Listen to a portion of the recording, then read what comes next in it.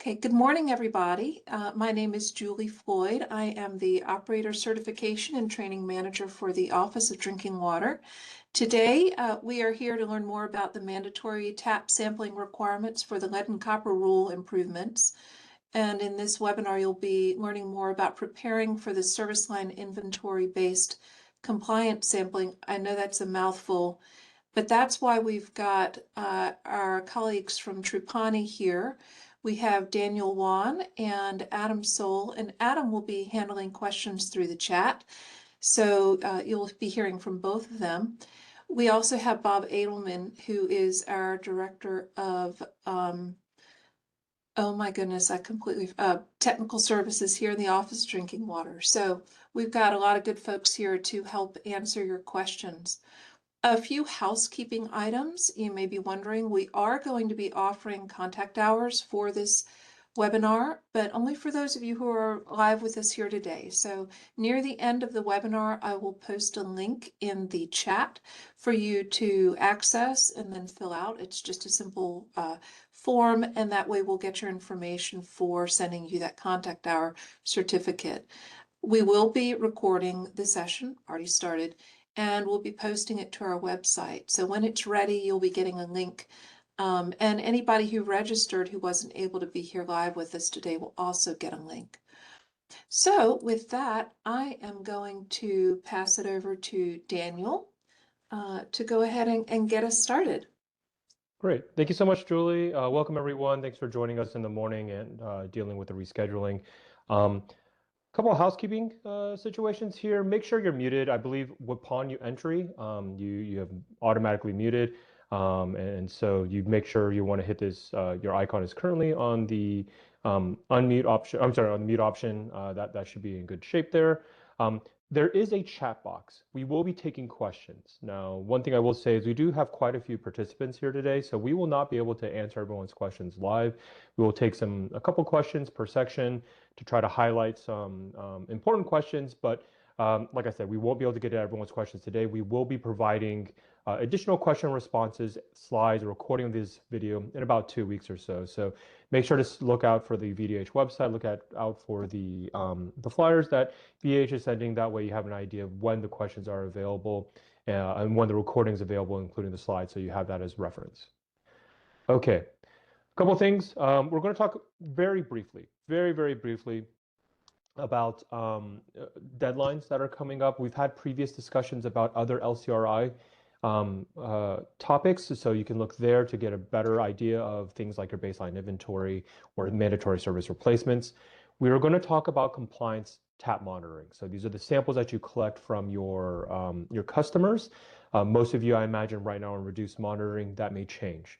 Talk about how sampling tiers have changed.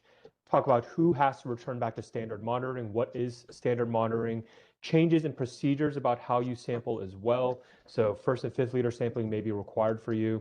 And then additional action level exceedance requirements that happen in the event that your P90 is above the new action level of 10 ppb.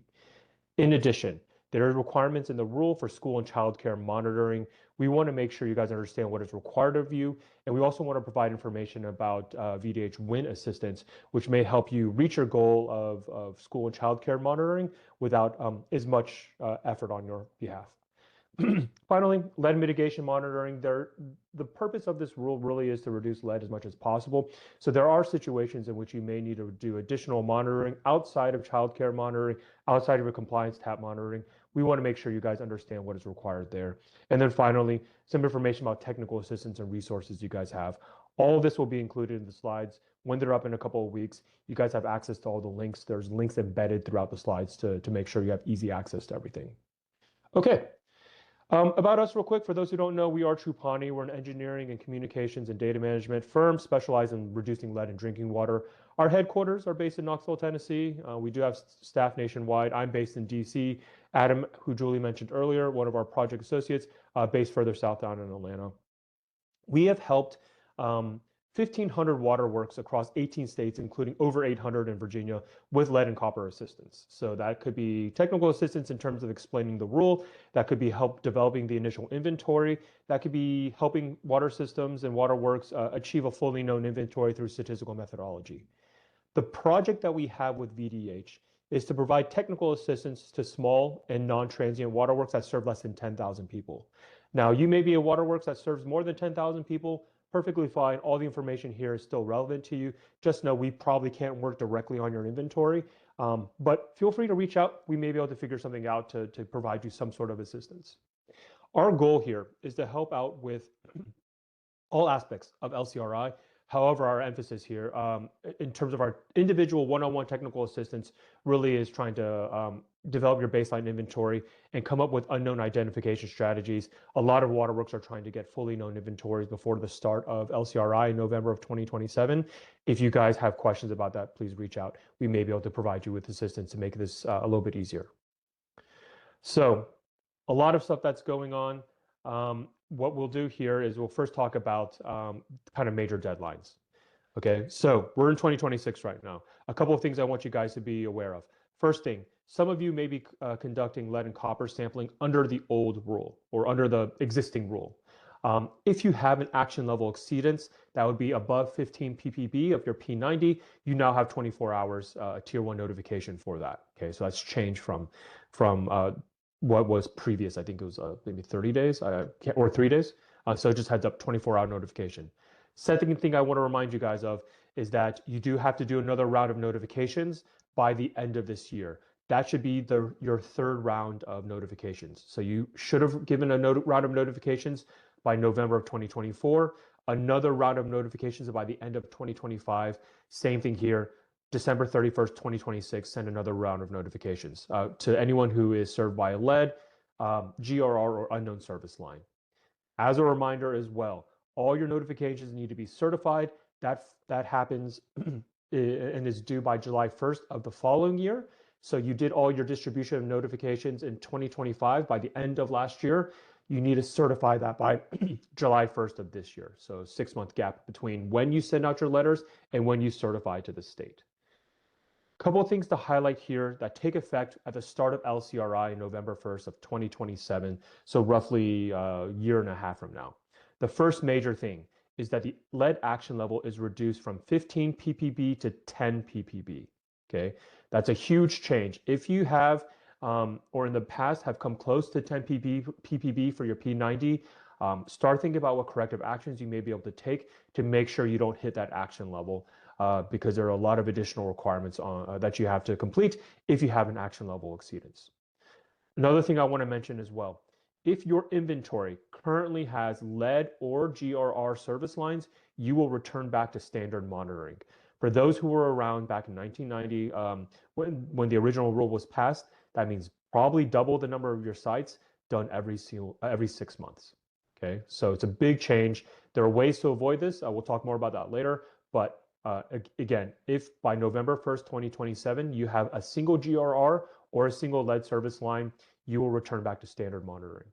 A couple of months after the start of LCRI, January 1st, 2028, you will have to provide some additional things like an updated compliance sampling plan, updated sampling protocols, because the protocols will be changing if you have a lead service line in your system. And then if you do corrosion control treatment, you will have to provide additional or a list of your current or updated water quality parameter sites. All right. Okay, so let's go straight into it. Like I said, there's a lot to talk about. We're going to first talk about compliance tap sampling. Here is a high-level overview of what is going to be required of you. The first thing, which I've already mentioned twice, is that the lead action level is going to be reduced from 15 ppb to 10 ppb. Okay. That's a big change. Again, look back at your historic monitoring. If you've come close to 10 ppb, you want to start planning now. Okay. Second thing, January 1st, 2028, again, submit an updated site sample plan. In the past, the site sample plan and the locations you prioritized were homes that had copper lines with lead solder. That is no longer the case. The big priority now is locations served by a lead service line, or in a rare instance, a location that the internal plumbing happens to be using lead material on the inside of the home. Okay, you don't need. Those are the biggest priorities. Those are the highest tiers. Those are the ones you're going to be focusing on first if you have any of these in your water system, in your distribution system. The second thing too, you do need to provide the sampling protocols for that you're going to be providing customers, because I assume your customers are going to be collecting your tap samples. You want to make sure those protocols make sense and that they're compliant. So as I said before, any location served by a lead service line, you will have to provide instructions about how to do first and fifth liter sampling. So if that is you and that's your water system, start thinking about developing those materials now, testing them out against non-technical audience, making sure they're clear, because you want to make sure those samples are collected correctly.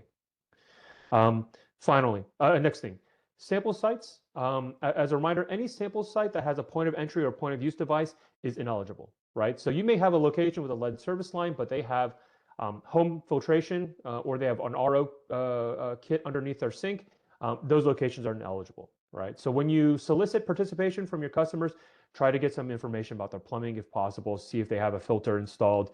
You don't want to collect from a location that's potentially ineligible and that maybe inaccurately reflects the lead risk to your customers. Okay.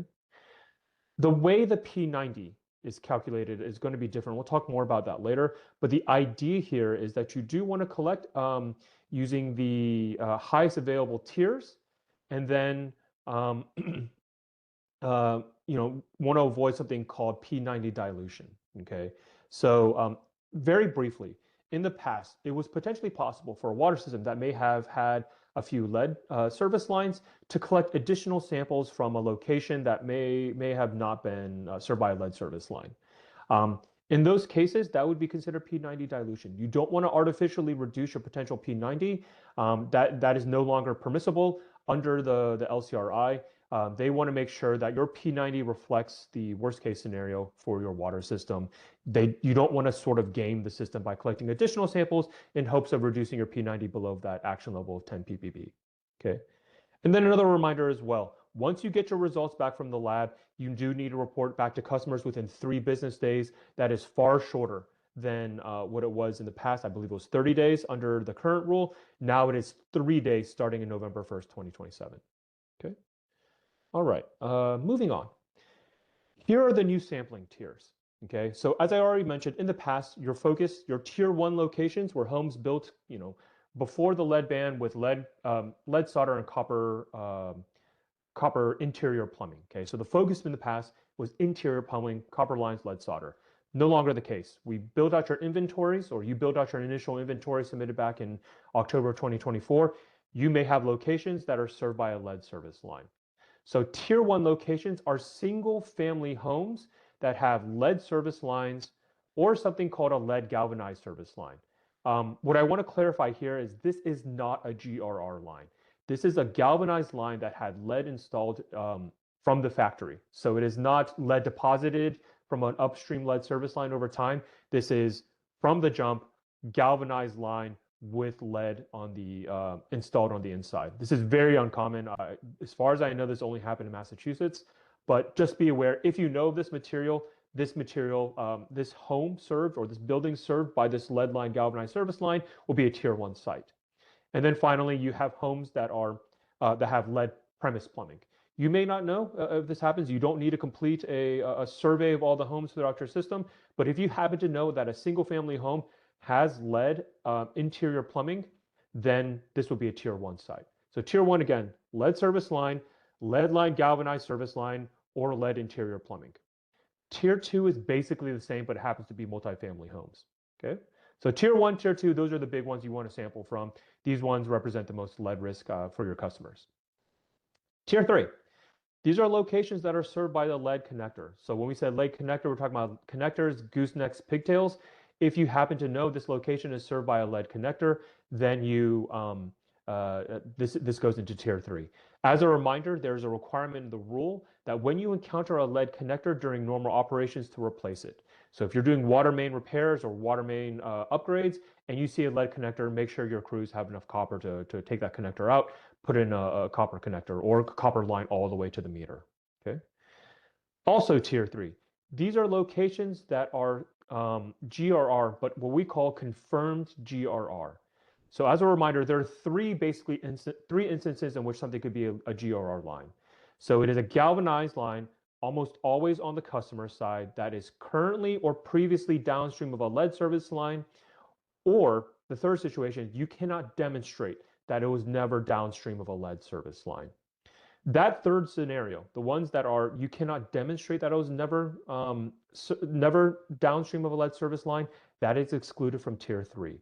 Tier 3 is only locations where you know it was previously or you know it is currently downstream of a lead service line. Okay?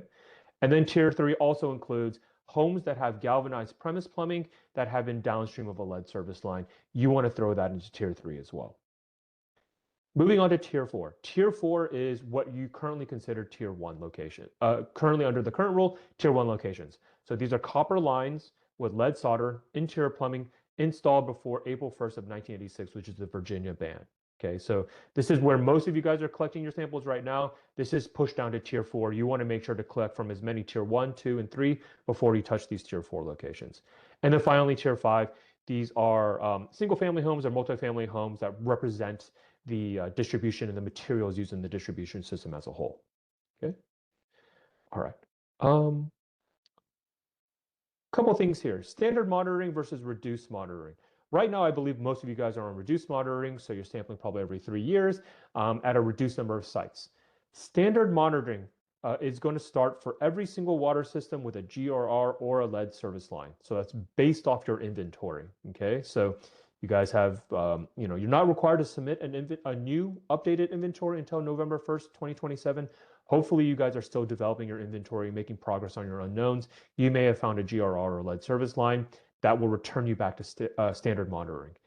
That is monitoring every 6 months, beginning January 1st and then July 1st for a minimum of 2 consecutive monitoring periods. So plan for 1 calendar year of standard monitoring at the very least.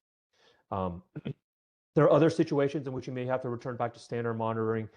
If you have a lead or copper action level exceedance, if you change your source water or add new water treatment, that may return you back to standard monitoring for at least 2 consecutive periods. So what does that mean? You may have a system where it's just unknowns and non-lead materials, but no GRR, no lead as far as you guys know. In that case, you will remain on your current monitoring schedule. Okay, so you do not have to return back to standard monitoring. However, as you make progress on your unknowns and you happen to find a lead or GRR line, that will return you back to standard monitoring. You have to notify the state. State will say, yep, go back to standard monitoring.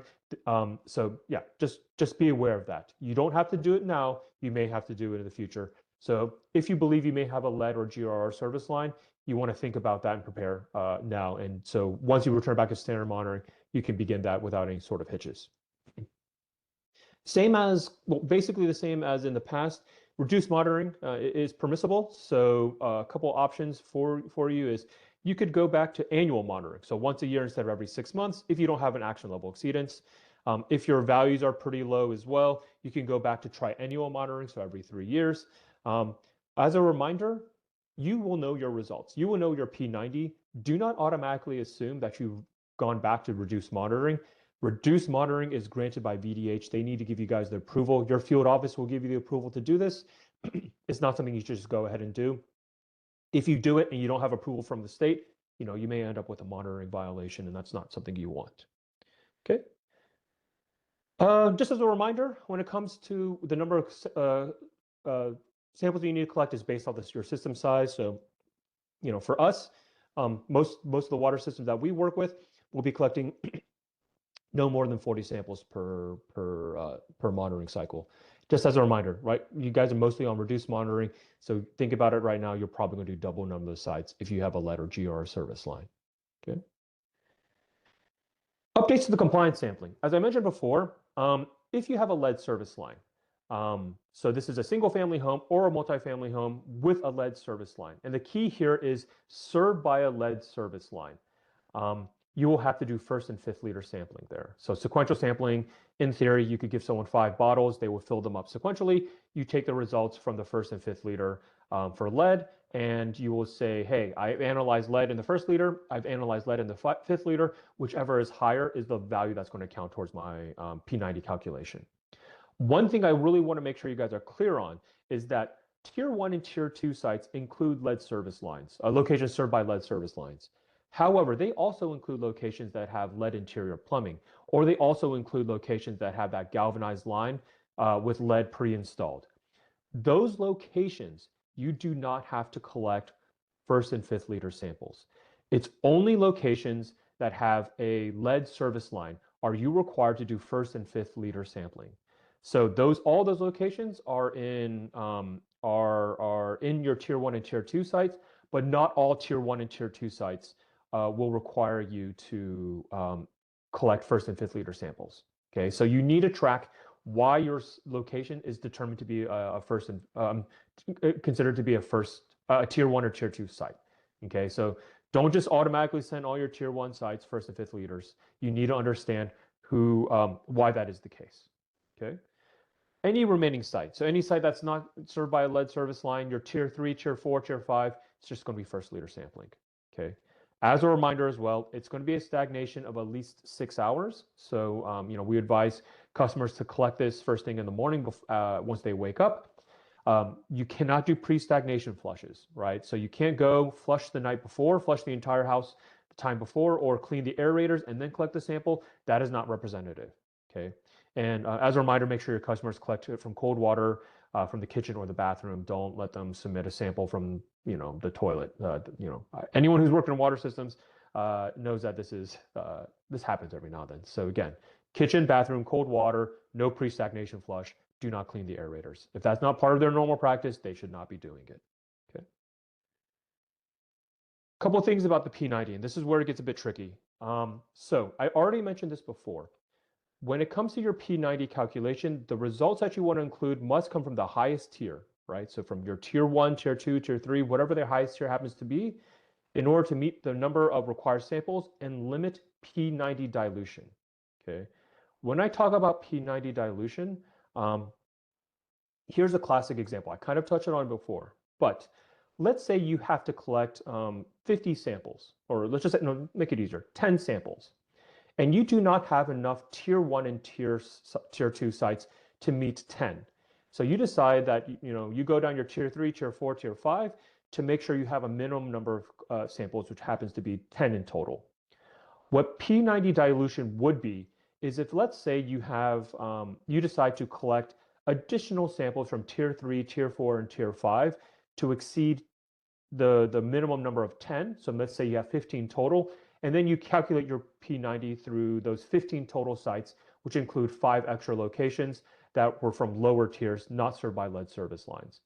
That would be P90 dilution. That would potentially lower your P90 value because you're including extra sites that don't have a lead service line. That is not permissible, okay? So if your system has a mixture of lead service lines and non-lead service lines, and you do not have enough locations from tier 1 and tier 2 to meet the minimum number of requirements for your P90, do not include extra locations from tier 3 or tier 4, tier 5, okay? That will artificially dilute your P90. That is not permissible. However, in the preamble of the rule, they do mention there are situations which are not considered P90 dilution. So let's say, I have 10 samples, but I have 100 lead service lines throughout my system.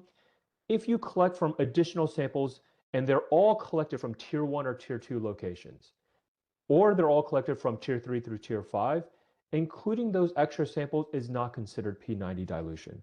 So for this example, I have, I'm required to collect 10 samples, but I collect 15 and they're all from locations with lead service lines. All 15 can be included in your P90 calculation because they're all coming from tier 1 or tier 2. That is not considered P90 dilution. Same thing with tier 3 through tier 3, 5. So let's say I have no lead service lines. I'm collecting some additional samples. I have 15 instead of 10, but they're all from tier 3, tier 4, tier 5. That is okay. That's not P90 dilution. The logic here is that since you're collecting additional samples, you have better data. It's better representative of things like corrosion control treatment. Okay. So again, if you have tier 1 through tier 5 sites, collect the minimum. Always make sure you include all the tier 1 and tier 2 sites first. do not do any sort of P90 dilution. However, if you're only collecting from tier 1 or tier 2, if you can collect some additional samples if you like. All right. Not sure how much value that adds to you guys, but again, it is permissible. As a reminder as well, sampling is not required if the customer refuses or you get no response from them. So let's say I have, yeah, that's pretty self-explanatory. If they say no, I don't want to participate, or they never reach out to you, you can exclude that location, move on to a different location. All right. Questions? I see we got quite a few.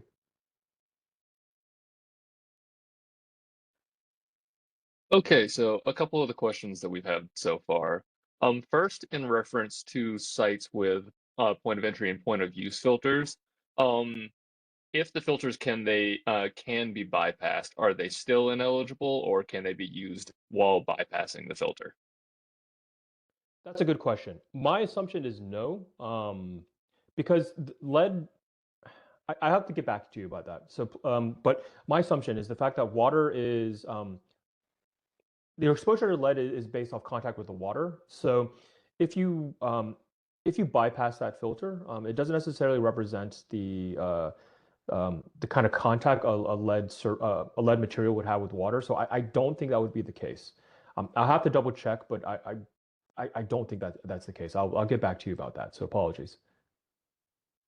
And another question about school sampling. Uh, in a, in a school that's a PWS, assuming they don't have point of use filtration, are water filters prioritized over the kitchen and bathroom sinks? Water filters, like locations where you Oh, fill up. sorry, Yeah, sorry. water fountains, yes, not water filters. Um, the rules explicitly says kitchen and bathrooms, so I would go with kitchens and bathrooms first, rather than water fountains. Yeah. I also, sorry, there's a quick question I saw about what does interior lead mean? This does not include lead solder. Okay, so tier um, tier f- tier 4 sites are locations with copper lines with lead solder. We are specifically talking when it comes to tier 1 locations with interior lead plumbing, we are talking about the pipe itself, the pipe that is made of lead. That is the focus there. If you have a location where the pipe is interior plumbing is made of lead, that is a location that goes into tier 1, not a location that has copper with lead solder. Okay. Um, all right. I'm going to move on. Like I said, we have a lot of questions. I want to make sure we stay on time. We will get to the questions in the Q&A that we provide 2 weeks from now. Okay. Okay. So what happens when it comes to an action level exceedance? Let's say, starting in 2027 or November of 2027, action level is dropped down to 10 ppb. The first thing, if you have an action level that is above 10 ppb, 24-hour notification to all customers. Okay. So there is some updated health and mandatory health effect language that you want to include in your P90. In this distribution of materials to your customers within 24 hours. You do have to offer all customers lead sampling. This is regardless of the service line that they have. So a customer with a copper line or a customer with a black poly line can request lead sampling after an action level exceedance. And as a reminder, all results must be reported back within 3 days. So you get the results back from the lab, make sure to mail it out to the customer within 3 days. There's some additional public education activity that's required within 60 days as well. And that can be delivered by mail or it can be done electronically. And again, you want to include information about reducing lead exposure strategies. Okay. Quick question to all customers: is the water system required to pay for that? My understanding is no. However, you do have to coordinate it. So it may not cost you to do the lead sample and the analysis of the lead sample itself. However, there's a lot of reporting requirements. There's a lot of coordination with the lab. That is going to be on the water system to organize. Okay, and then you have to think about things like how if the customer is going to pay for it, how is payment going to be received? All right. All right. Uh, just as a heads up, VDH does have templates in the tier 1 public notification. That includes all the updated language. So go ahead and go to the website, make sure you have that prepared in the event that you feel that you may have a P90 violation in the future. Okay. So you may have one action level exceedance, but others may have multiple action level exceedances, right? You may have a lot of lead service lines with a new P90. dropping down to 10 ppb, and then also the new 1st and 5th liter sampling. It may put you guys in unfortunate circumstances of perpetual action level exceedances. The first thing, and this starts in 2028 and goes onward, is if you have 2 action level exceedances within a rolling 5-year period, you need to develop a pitcher distribution plan. Okay, how are you going to provide pitchers and 6 months of filters to your customers? You develop that plan, get that ready. You do not have to distribute filters at that point. So just have a plan, get that ready, enact it when required. Okay. If you have same thing as well, if you have 2 action level exceedances, you do have to do some additional outreach as well. Okay. Now, once you go from 2 action level exceedances every 5 rolling 5-year period, and you hit the 3rd action level exceedance in a rolling 5-year period, that is when you enact your filter distribution plan. Okay, so you need to give filters 6 months of replacement cartridges and instructions about how to use them, and available to all customers within 60 days. This is the reason why they ask you to make a plan after the 2nd one, so that you can enact this as soon as possible. Okay. All right, and then again, conduct another round of outreach to your customers as well. Pitcher cartridges. So the little, Brita filter cartridge inserts must be made available by the system until you no longer have 3 action level exceedances in a rolling 5-year period. Okay, so just be mindful of that. Not only do you need to provide filters and pitchers, you need to make sure those cartridges are available to customers until you have a potential action level, until you no longer have 3 action level exceedances in a rolling 5-year period. So that may be filters for years. Okay, so be aware of that. Okay, so planning for this. Okay, the first thing you want to do, you need to start coordinating with a certified laboratory about sample submission. Okay, as we said before, if you have an action level exceedance, all customers can request a sample. You need to start coordinating that. You need to provide and coordinate that for them. Note that some of the larger labs, so if you're close to Northern Virginia, these larger labs are not going to be participating in this, right? They may have analyzed your P90s in the past, but these one-off samples, they may not have the capacity to handle as well.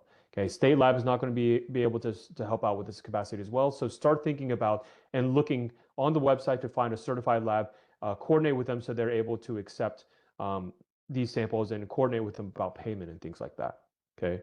Second thing, if you have lead surface lines, start developing a 1st and 5th liter sampling protocol, update your sampling plan.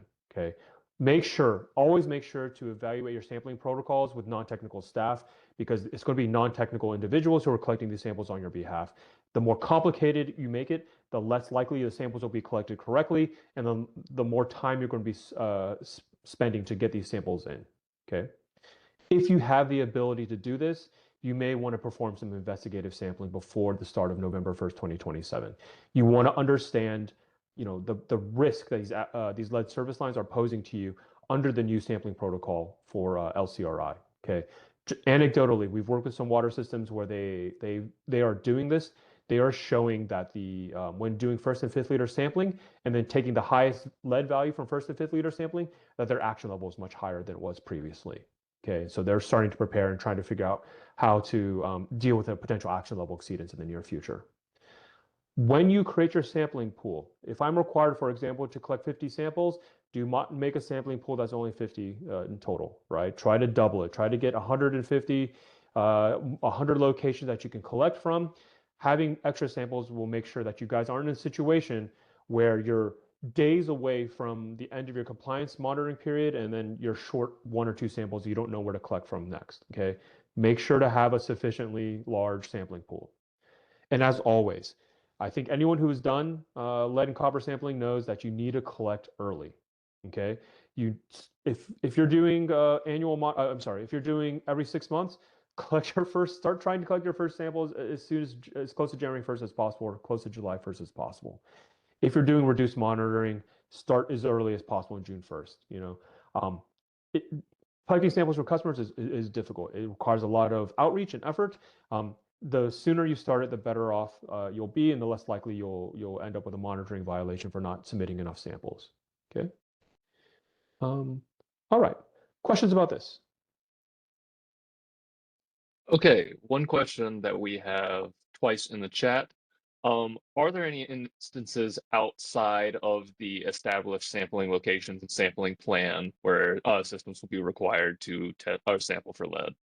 Yeah, there's a situation. I can't touch on it today, but um, if you have corrosion control treatment and you have an individual location, I'm sorry, let me take that back. Um, any location that has a that when you do your compliance sampling results in a value that's above 10 ppb. So we're not talking about P90 above 10 ppb, but an individual sample above 10 ppb, then yes, you have to collect a follow-up sample. That follow-up sample can be collected through any methodology, because the idea here of collecting a follow-up sample is to try to determine what the source of lead is, right? Is it interior plumbing? Is it a lead service line?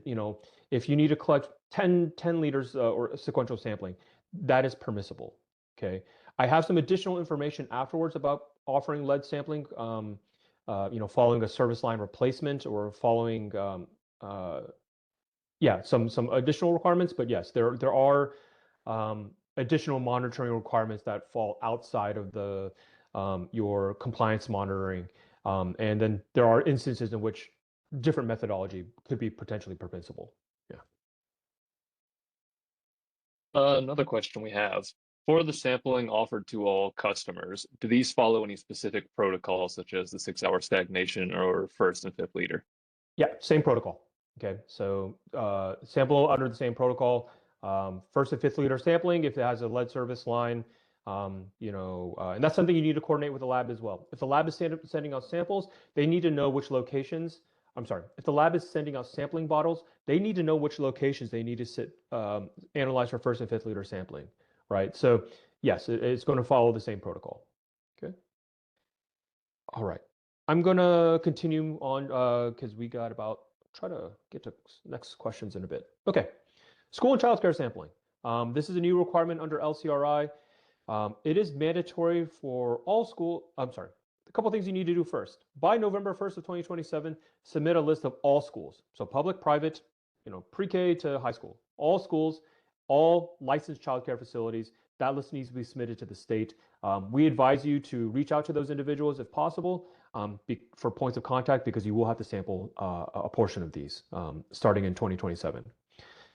When it comes to sampling, you are only required to do sampling at elementary schools and licensed childcare facilities if you're a community water system. Okay, so if you're a non-transient, non-community system that happens to also be a school, none of this applies to you. It's only community water systems that have to comply with this particular rule. And again, sampling from elementary schools and licensed childcare facilities. If you have a secondary school, so the high school, you sample them upon request. Okay, so they need to reach out to you and say, hey, we would like you to come and sample, and you can put them on your list. As I said before, if you're a non-transient, non-community system, this doesn't apply to you. If you're a school that is regulated as a public water system, that does not apply to you as well. Okay. Facilities that you do not, that are excluded, do not need to be on this list, are locations that both are not served by a lead service line and then were constructed or had a full plumbing replacement after January 1st, 2024. So both conditions are met. These do not need to be part of this sampling. Okay. One thing I want to mention as well, waivers are possible. If a school or a childcare facility sampled after January 1st of 2021, and if they did it because it was part of the school district required them to do it, or the county required them to do it, then these locations could potentially receive a waiver that would reduce the amount of sampling you have to do in the future. Okay. So what does this mean? When it comes to school sampling and childcare sampling, it's going to be 5 samples collected from a school, and then 2 samples collected from a licensed childcare facilities. I do have the types of outlets that you have to sample from located here.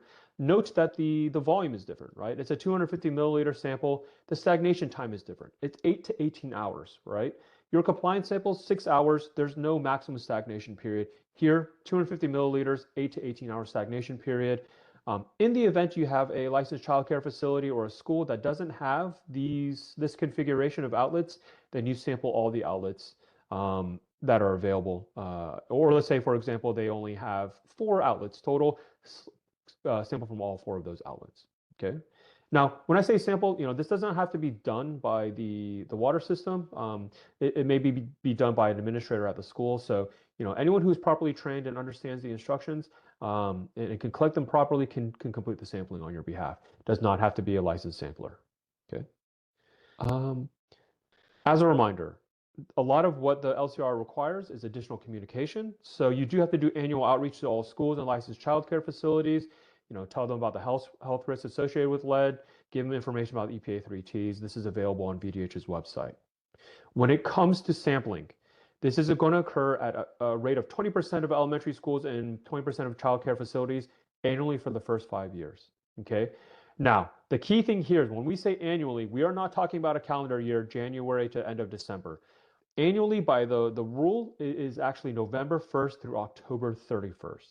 Okay, so starting November 1st of 2027, ending in October 31st of 2028, that's your first annual monitoring period. Okay, and so you need to complete 20% of elementary schools and childcare facilities in that first annual monitoring period. Okay, so the idea is here you do 20% every single year, and then after the first 5 years, you've sampled all your elementary and childcare facilities. Okay, in your outreach to these schools and childcare facilities, you do need to mention that they're eligible for sampling. You mentioned the potential schedule they are. Are they going to be sampled second, third, first year? That kind of stuff. You do want to provide instructions to the facility 30 days before you do the sampling, so they're familiar with what needs to be done. And then again, secondary school sampling is done by request only. If a facility is non-responsive after 2 attempts or declines to participate, that will actually count towards your 20%. So this may not happen necessarily for the elementary schools, but this will likely happen for a lot of the childcare facilities. You try to get them to participate. They are scheduled to be sampled in the first year. They do not respond. That will not count against you in terms of meeting your 20%. That will actually, in reality, count towards the 20%. Make sure to get all the other locations that are willing to participate. Okay. All right. One thing I want to mention to you guys, there is voluntary school and childcare sampling under the WIN program. Okay. Locations that participate in this will be eligible for a waiver. When I say waiver, that does not mean that this will count towards your first year, that first year 20%. What that will do is reduce the total number of schools that you potentially have to sample from. So let's say I have 10 schools I need to sample from, and 2 of these schools participate in this program, then going forward, I have to collect 20% for the first 5 years of the program from 8 locations rather than the 10, because those 2 received a waiver. Okay. We really encourage schools and licensed childcare facilities to participate in this. It is free for them. It is additional sampling. It's not just 5, it's sampling all outlets. So we want to make sure that they participate because it helps you guys. It helps remove the burden of sampling for them. It reduces the administrative burden of trying to coordinate which schools you're going to go towards, right? You're going to sample each year, okay? So highly encourage you guys to go ahead, get them to sign up for this. Because the burden of sampling falls on the schools, and starting in November 1st, 2027, compliance burden falls on the water system. Okay. If you register now, these locations register now, they're eligible for training that starts the second quarter of 2026. So coming up pretty quick. Okay. Some links for you guys, list all the private schools, list of the public schools, licensed childcare facilities, WIN sampling, which I mentioned before, and then the 3 Ts that you need to provide these facilities afterwards. Quick questions.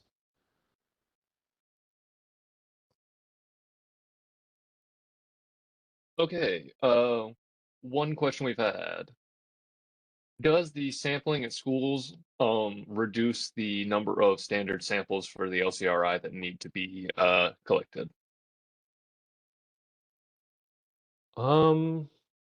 Potentially. I mean, if your school happens to meet a tier 1 or tier 2 location, then yeah, in theory that could count. You could do, and it was collected in the right monitoring period, that could potentially count. My guess though is that your school childcare let me take that back. No, it does not count. The reason why it doesn't count is because the protocols for school and childcare facility sampling are completely different than the protocols for your compliance monitoring. Okay, so these do not count.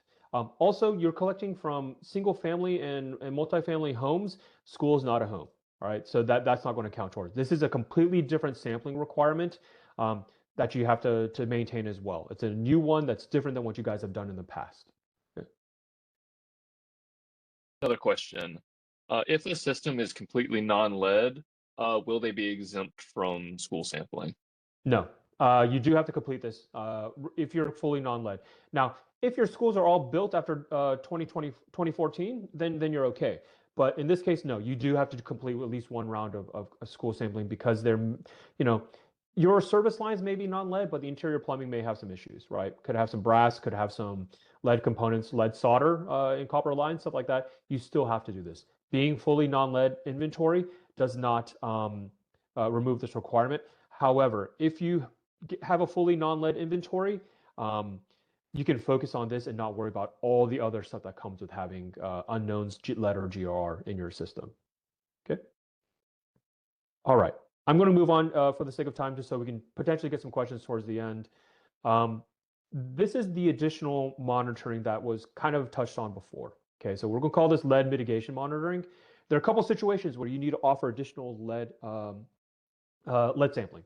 So first one, I already talked about this. If you have an action level exceedance, so that's 10 ppb starting in November 1st of 2027, all customers need to be offered lead sampling. As a reminder, if your customer is served by a lead service line, first and fifth liter sampling must be offered. Okay. Yeah, sorry, this is not, yeah, there we go. I will update this so it's clear. First and fifth liter sampling, only lead service line, GRR unknowns, first liter only. If you're going throughout your system and replacing your lead service lines or your GR service lines, you need to offer follow-up sampling within like 6 months. Okay, so that's another requirement. Only need to offer if they don't take you up on that offer, perfectly fine. Okay, but you do need to offer it. Going forward, November 1st of 2027, in your inventory, all customers who have lead or GR service lines must also be offered the opportunity to get lead sampling. Okay, same thing as before. You don't have to pay for it, but you do have to coordinate it with the lab. The customer, will likely pay for this, but it is your responsibility to offer it and administrate this program. Okay. As I mentioned before, results can potentially count towards your compliance sampling if the timing and the method comply with compliance requirements. So as previously discussed, if you have a school and you're doing your school sampling as part of the previous requirements, that will not count, right? It's 250 milliliters, not 1 liter or first and fifth liter sampling. It's not the right stagnation period. It potentially is not even the right type of location.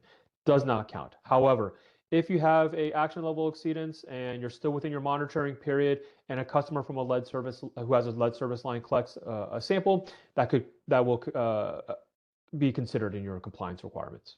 Okay. All right. A couple of things you guys need to prepare for when it comes to mitigation sampling. So again, sampling must be offered to waterworks, but you don't have to pay for the analysis. So customers have to pay, could potentially pay if you guys want to do that. If that's the case, you've got to figure out the payment method. I don't think a lot of these labs are going to, accept payment from a customer. You may have to facilitate on their behalf and then collect from the customer afterwards. Okay. Compliance falls with LCRI falls on the waterworks. It's not the customer's compliance here. So you got to make sure that this is being offered, that, after those conditions I mentioned before, that this is being provided to the customer. Okay.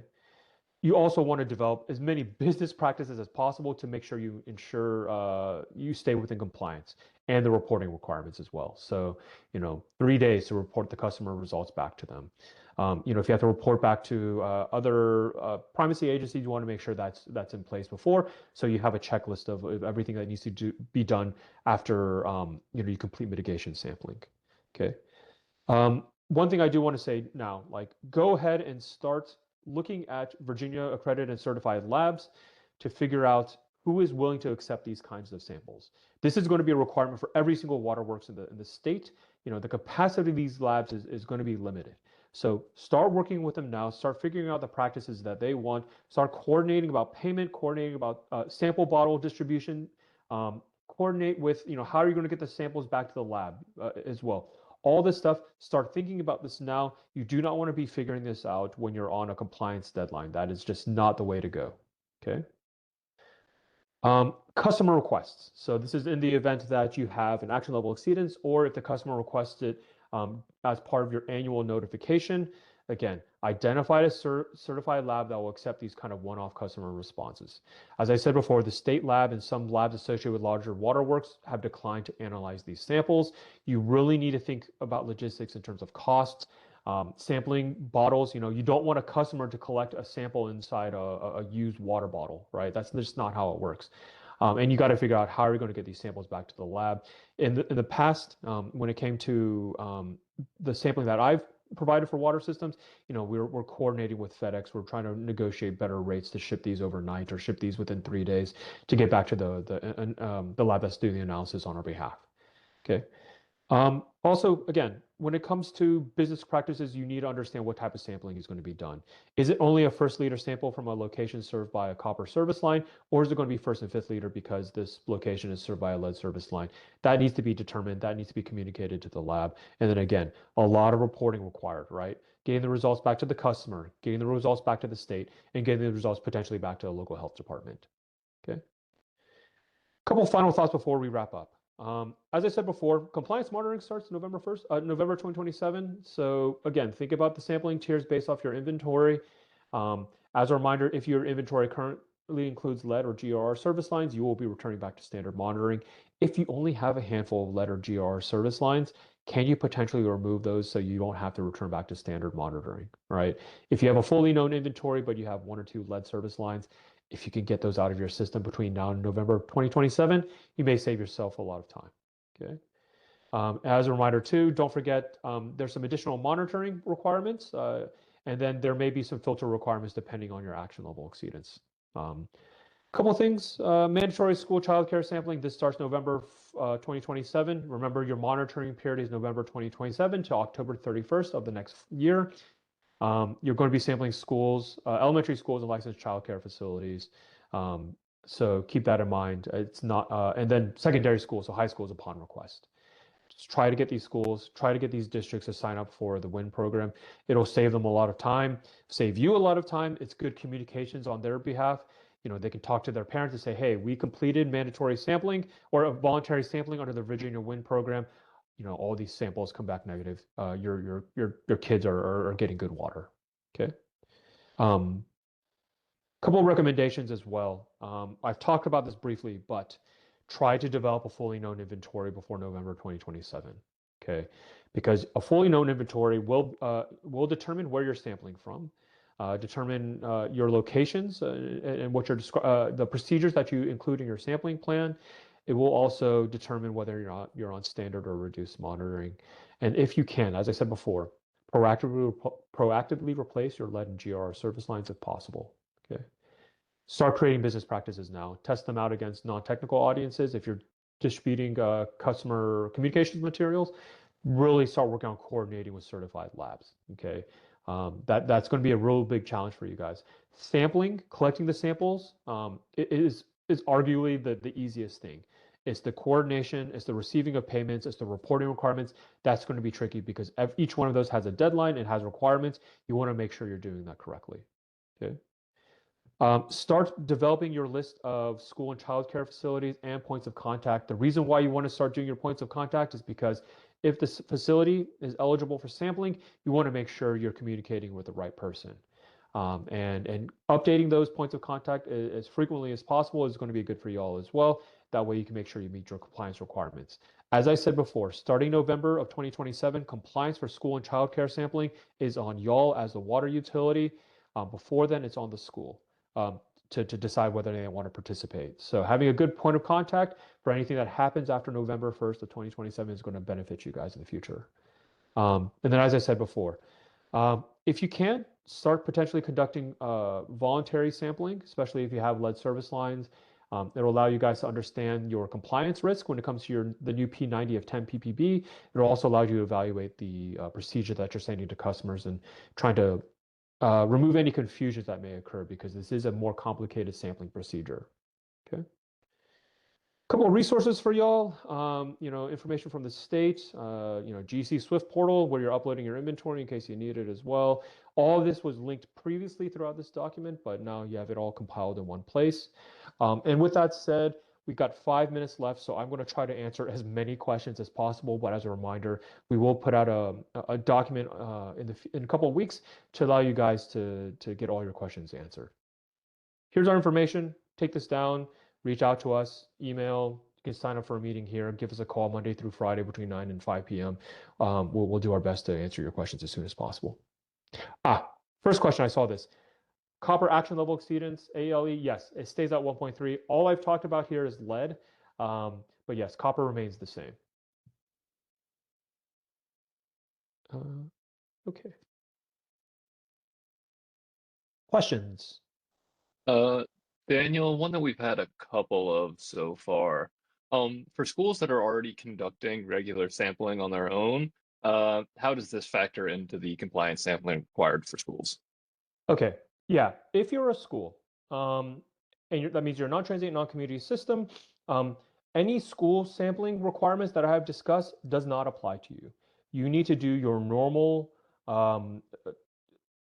compliance monitoring, collecting from, 5 taps every 3 years or every year or whatever sampling location that sampling period that you're doing. You do not need to comply with any school and childcare monitoring that I discussed previously. That is only for community water systems. Another one that's come up a couple of times. If there's a home where we know the interior piping is copper, but we're unsure on the status of solder, does that make it a tier 4 or a tier 5? That's a good question. First thing I would do is I would look at the build year of the home. If it was built before that 1986 date, that could potentially be a tier 4 location. You may want to ask the customer as well if they happen to know. But for my thinking is, yeah, I would include that as tier 4 if it happens to be built before the lead ban and it has a copper line. That could be potentially lead solder, and so I would include that in tier 4. Another question. When picking sampling sites, are unknowns still considered lead service lines? Right. No. When it comes to sampling, unknowns will fall into here. Let me pull this up because I think it will make more sense. Sorry if your screen is flashing in your face. Here we go. Yeah, unknowns. So tier 1 through tier 4 is based off known materials, right? So for the purposes of sampling, I would locations that are unknown will fall into tier 5. Okay. Now, obviously, do your best to try to identify that unknown before November 1st of 2027, but no, it will not be considered a lead service line. Tier 1 and tier 2, it's only locations with known lead service lines that are included in tier 1 and tier 2, along with these kind of other conditions that I mentioned before. I think we got time for maybe 2 more questions. Okay, another one we have. For homes that were sampled as part of compliance monitoring, when we offer the sampling to all customers, are they included? Yes. So the offer to, okay, so if you have an action level exceedance and you're required to offer sampling, yes, all customers. Every single customer is going to be offered sampling, regardless if they were part of your P90, your compliance sampling as well. They will be included. They can sample again if they like. Real quickly, Daniel, I'm going to hop in. Sure. We're near the top of the hour. If folks have to leave, I've put a link in the chat. If you would like to get contact hours, go ahead and use that link. I'll post it one more time. And the rest of you are welcome to stay, and we can run the Q&A session a little longer, but I'll leave that up to Daniel. Yeah, we'll run this a few minutes longer. Let's go 5 minutes longer, so to 11:05 for those, and we can kind of field some additional questions. Great. So another question we have in the chat. What are the sample result notification requirements for the schools and childcares? That's a good question. So the process for school and childcare sampling is, yeah, you need to notify them with annually about lead risk information and the 3 Ts. You need to notify them when they're eligible for from compliance sampling. All results all results, regardless of customer sampling or school sampling, need to be reported back to them within 3 days. So they collect the samples, they get it, the lab gets it back to you, mail those letters or inform them within 3 days of the sampling results. And I believe there's a requirement to also let the local health department know of those results. So make sure those results get fed to the health department as well. Okay, next one. Does the offer to conduct sampling have to take the form of a letter offering sampling? So it depends. There's two instances in which you offer lead sampling to customers. So in your annual notification, regardless of your P90, um, that notification is sent out by mail or by physical letter or by another approved VDH method. In that, yeah, it has to come in the form of a letter because you are sending an annual notification to your customers served by lead or GR service lines. When it comes to the notification, if you have an action level exceedance and then now all of a sudden all customers are eligible for sampling, I do not believe it has to be a letter to all customers. Um, I need to let you know about what options. It's in the role itself, but I do not believe it has to be a letter. So you do not have to mail out hundreds, thousands, tens of thousands of letters to all customers.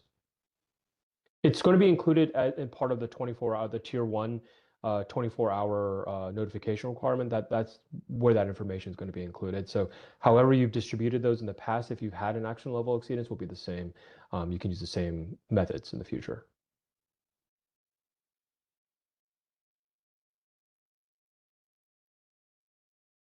Another question we had about the waivers for school and child care sampling. Are these granted to schools on a school by school basis, or can a system that's conducting system-wide sampling apply for just a waiver for the entire school system? No, it's going to be a school by school basis. The school has to complete some form of sampling under the WIN program.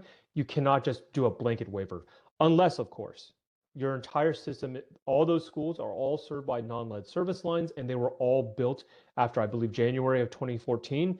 If that is the case, then potentially, I guess you could, well, you wouldn't even have to worry about a waiver in that situation. Those locations would be excluded from your the list of locations that you provide to the state. So yes, so no, but the big thing is a school must complete some form of sampling under the WIN program in order to be to receive a waiver.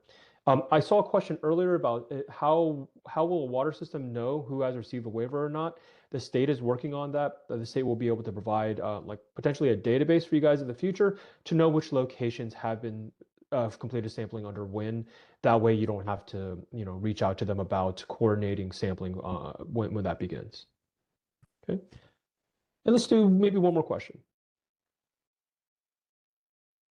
Okay, so that covers most of the ones in the chat about sampling. We did have another question that just came in related to statistical methodology, asking if there's a requirement to field verify those by a certain date. Yeah. So this is part of the validation pool. I would advise you to go and look at the validation pool information on EPA's website. In short, any location that wasn't part of the field inspections for your statistical methodology that were determined to be non-lead purely through statistical methods. So, you're saying, I didn't see this, but we sampled enough, we viewed enough locations and have we viewed a statistically significant number of locations. Those locations will be included in your validation pool. About 20% of those locations will be randomly selected for further verification by 2035. Okay. With that said, I'm going to leave it here. Like I said, we will take all the questions you have. We will compile them. We will answer them and provide a Q&A document in a couple of weeks so that you guys can reference that in the future. The slides will be made available. This recording will be made available as well. If you have any questions in the meantime, please reach out to us. We will try to answer your questions the best that we can and try to provide as much assistance to y'all. Okay. Thank you so much, Daniel and Adam, for today's session. And if you haven't seen it yet in the chat, we do have the, I'll put it one last time. If you want to get a certificate of attendance, you can fill that out. We'll send it to you, and we will be posting the recording and the slides on our website in about 2 weeks or so. Okay, thank you, everybody. Appreciate it. Thanks, y'all.